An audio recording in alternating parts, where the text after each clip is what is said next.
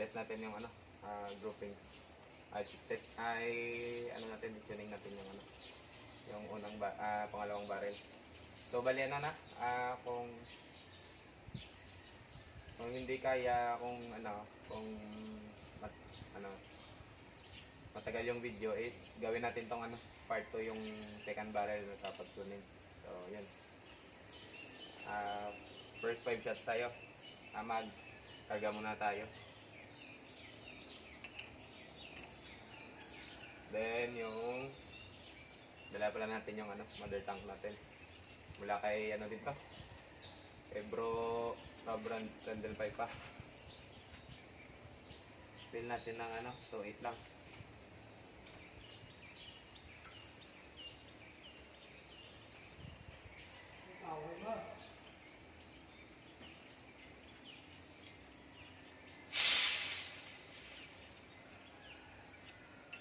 So yan, 2.8 lang.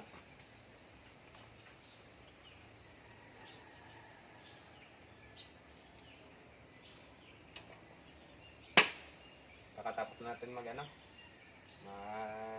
indexing. So yung yung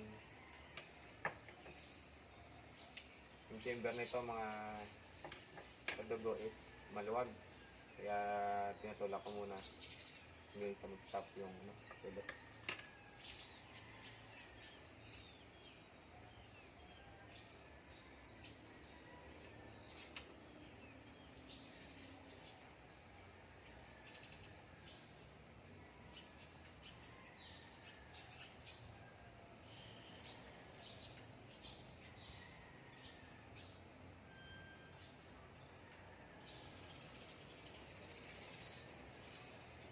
First shot.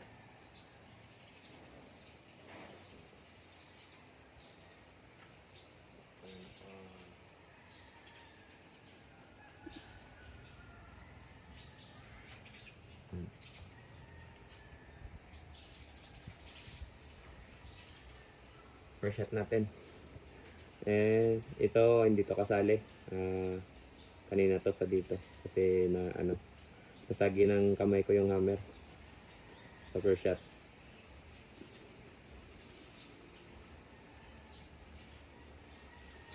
Hindi pala ito nakasiro. Aim natin dito. Yan. 1 emerald up. 2 emerald pa. Right.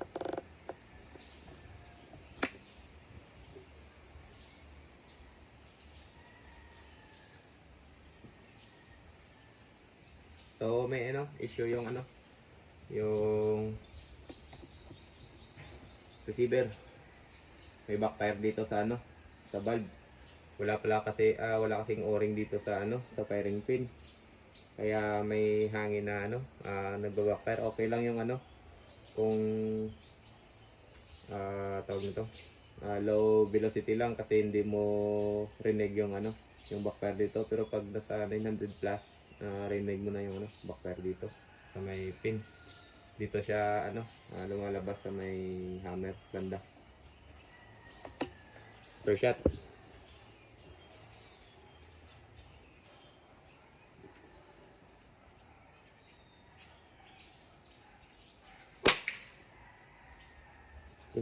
Sobra na.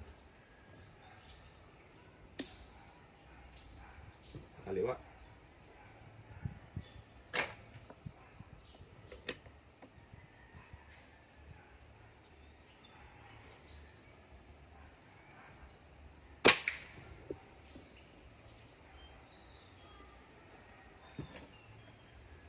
Bali naka-chamber ko sa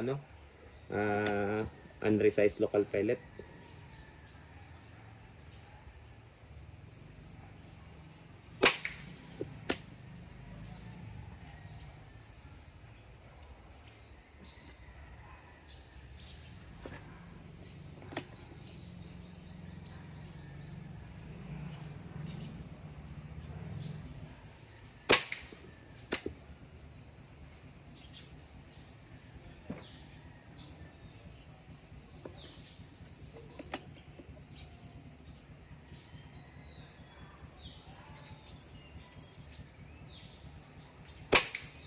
So yan, nag-groupings yung apat. Yung unang tira is yan.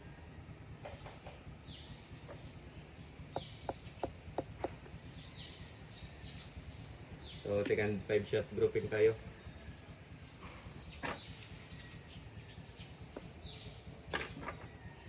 Lalakasan natin.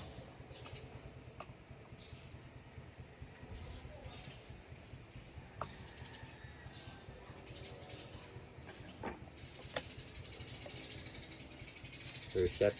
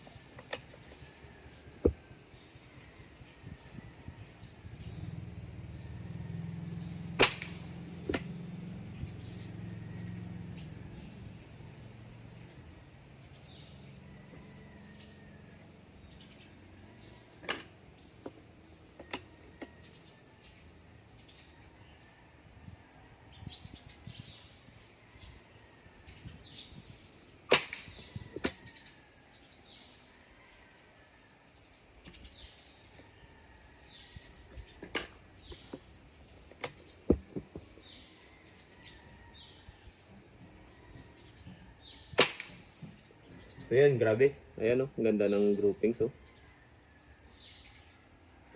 Pang competition. PR25. So check natin yung ano, yung velocity.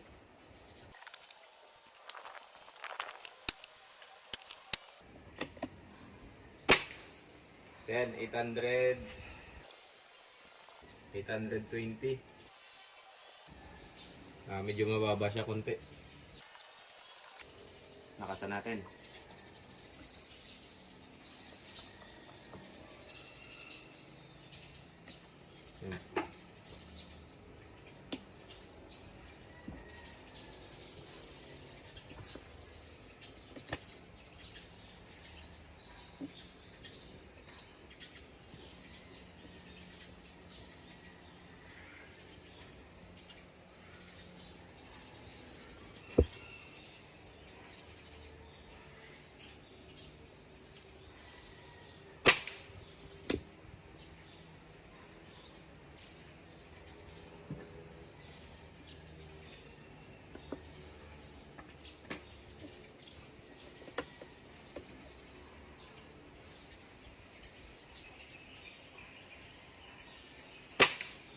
Yun.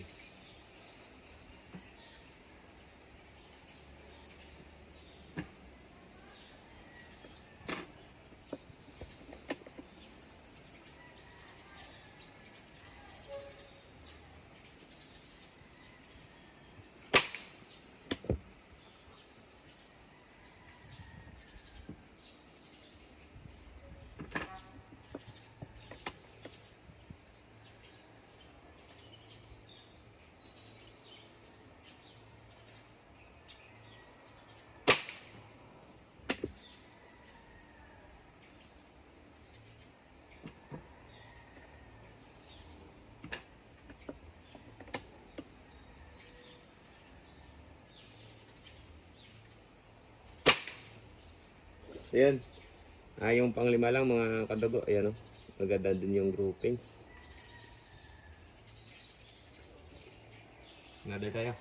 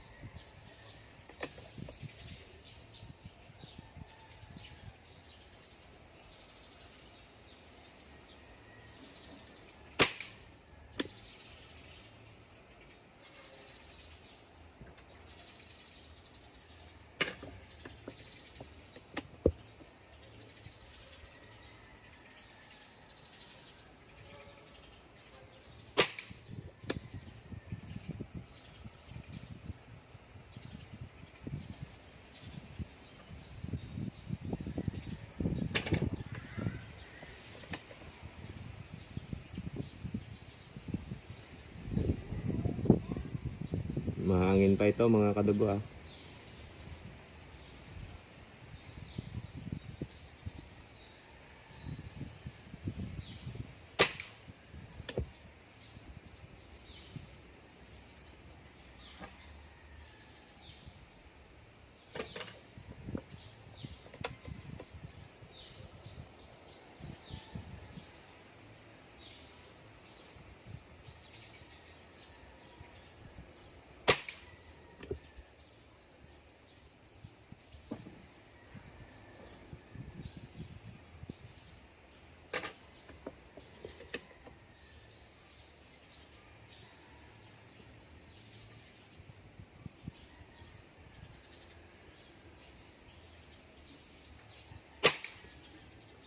So yan, hangin lang siguro yung ano, ang nagpaano dito, papuntang kanan. Dahil ano, may hangin. Yan, siguro dito ganun din. Ano magandang grouping so. Another 5 shots tayo.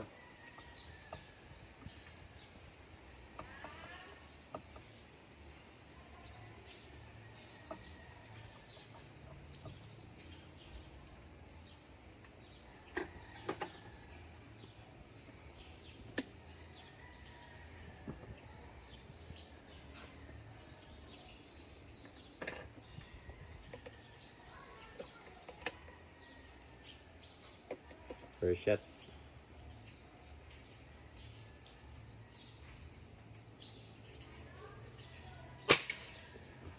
Yan, medyo mataas na.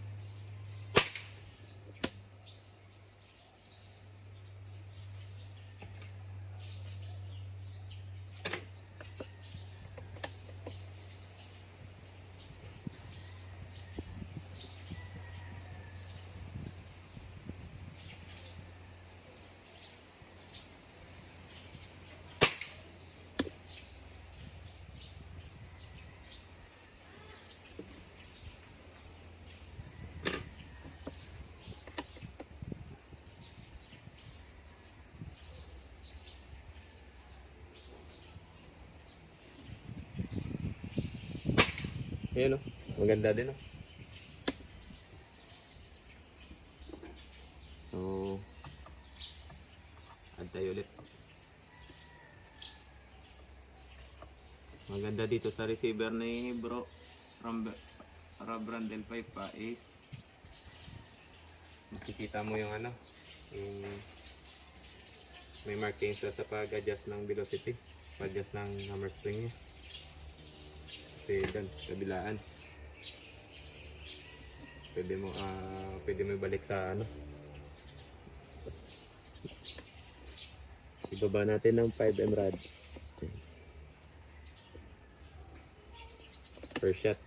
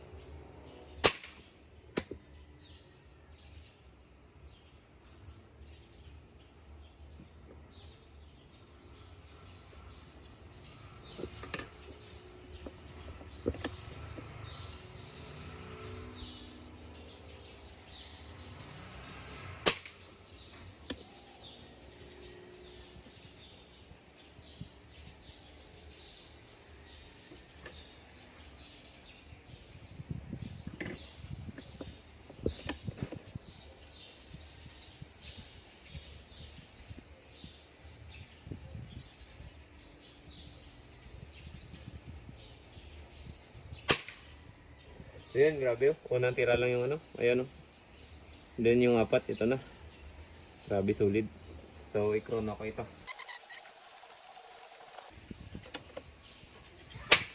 So, ayan. 9:59. Takasan natin kunti.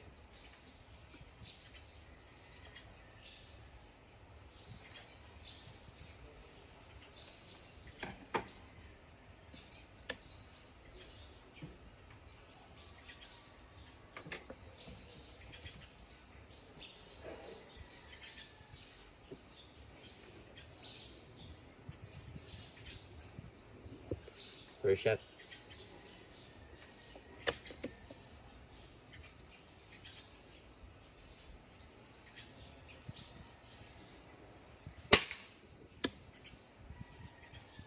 Nasa ano na to? 985 siguro.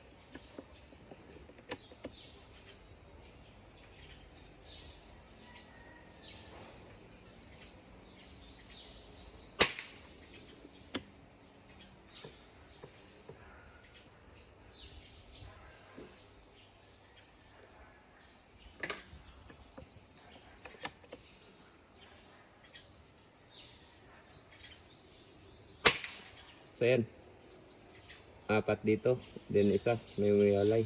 So normal to sa ano, local pellet na precise lang pero uncertain yung weight saka yung mga yupi. So last 5 shots grouping tayo.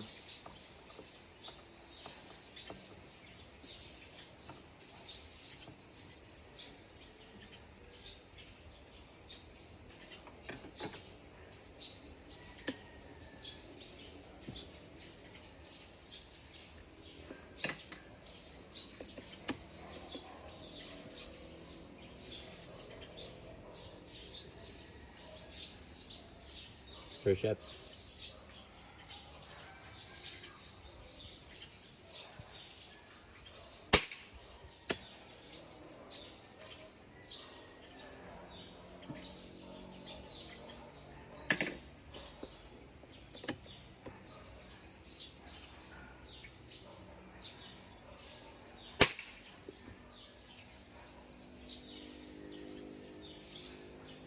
₱1,000 siguro to. Wild na yung ano, 177 pellet. Nakikita ko kasi dito yung lipad ng pellet eh. Yan.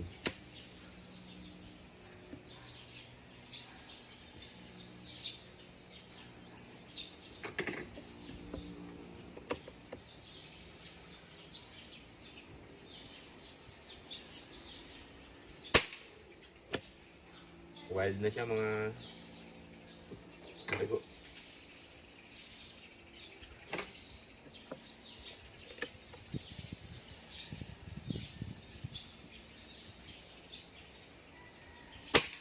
So ayan, wild na siya.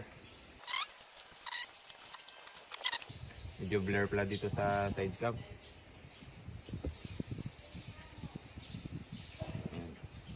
Na ano, na disalign. So okay lang.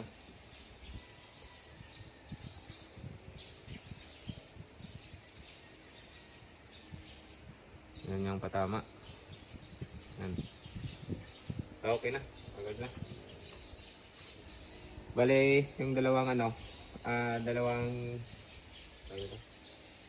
dalawang barrel is so far so good sa ano, sa resize Silver Streak Junior na pellet 0.177.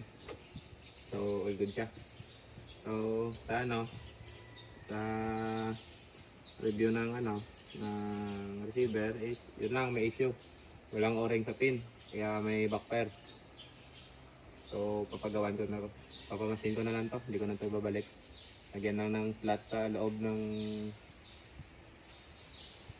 sa 7mm na ano, sa 7mm OD na o-ring, then yung CS niya is 1mm. Palagyan na natin sa paano, yung lalim siguro ng ano, a slot ay nasa 1.5mm siguro. And so far so good pa naman. Hindi naman masyado malakas yung backfire pag nasa 900 fps pababa, pero pag 910 up, medyo rinig ko na dito yung ano, yung backfire dito. So ayos,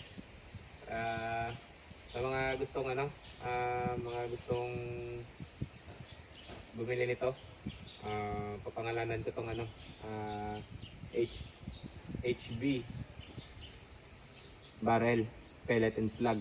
So bali yung ano, yung unang barrel na tinest natin is natest ko to sa ano, sa FS slug 14.6 grains.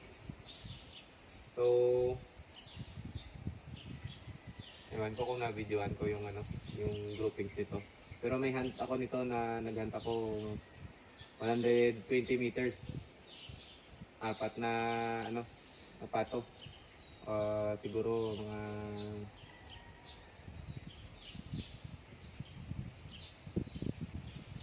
tig-isang tira lang yung pato, and then may miss ako doon sa pang ano, pang apat saka pang lima, miss ko yung pato. Then yung pang tatlo saka pang apat, and then yung pang lima, pang anim na tira, 120 meters pa rin. Sa pole, tig-isang tira lang. So may ano, maganda yung groupings nito sa FS Lag. 965 fps using FS Lag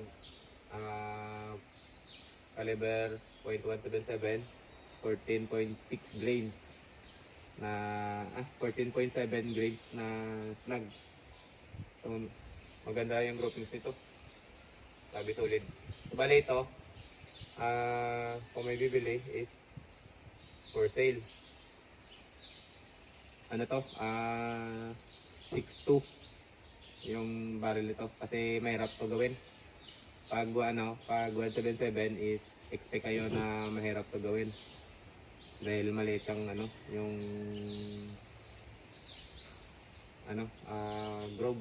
And then yung tinutulak dito, yung tumutulak sa groover is maliit din. And then pag tumabingi, madadamage yung groove sa loob. Kaya mahirap. And then maraming ano, kung ano is maraming material yung ano, yung material na barrel, yung ano, yung blank barrel, maraming ano, reject. Kaya medyo pricey lang, pero solid. Pwede ito sa ano, sa competition. Local pellet lang yung gamit ko, pero naka-resize to sa ano, resizer ko na gawa ni Bro Willie Atienza. Sunod sa ano, sa GSB na 10.34 grain yung head size at saka skirt size. Sunod nito. Then may mga kita naman sa groupings, may mga plier lang na isa. Expect tayo dyan kasi local yung ano, yung pellet na gamit natin. So ano lang to, di pa to final tuning. Tuning ko pa to sa pagdating ko na pellet na ano, sorted na. Kasama maganda yung pagkagawa. Nakalimutan ko yung pangalan. So yung first barrel, maganda siya sa ano, pwede na rin yung groupings niya sa 850 fps. Then mas maganda yung ano, parang mas tight yung groupings ng 950 fps and then 970 fps, and then may up pataas pa. Then dito sa second barrel, maganda yung groupings sa 820 fps. So sa low MB. So pwede ito. Pwede ito magamit sa heavy varment or low varment. Ewan ko kung pwede. Pero sa heavy varment, pwede ito. Then 960 fps. Maganda siya. Up. So yung last is wild na. Mula sa 900. Ito. Maganda yung mga groupings eh. Yan. 960 up. Maganda yung grouping. So yung mga barrel natin na HB barrel is H. Tapos B na Victoria. HB barrel is maganda siya sa silver streak pellet with size na malakas.